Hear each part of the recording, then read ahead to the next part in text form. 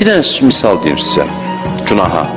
Adam oturub bir ağacın budağında, o günah budur. Ağacın budağında oturub, mişarla oturduğu budağı kəsir. Bilə-bilə ki, oturduğu budağını kəsir. Allah da baxır, deyir, kəsmə, yıxılacaq, günah eləmə budur.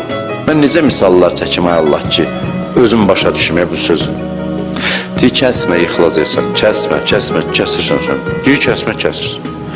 Kəsirsən, budaq qırılır, gəlirsən yerə, yundur ağacdan düşürsən, bütün qabırğaların, qolun, bədənin, belin sınır hamısı.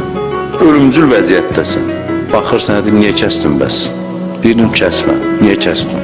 Sən də baxırsan, deyirsən ki, kəsdim də, nə olar sağalt da məni? Həlak oluram sağalt. Deyir, yaxşı, gəl sağaldım. Sümükləri ağrısız bitişdirir, gipsiz, ağrısız. Bir dənə sığal çəkməklə bitişdirir, deyir, get. Və tövbə budur, günah budur. Günah eləmə.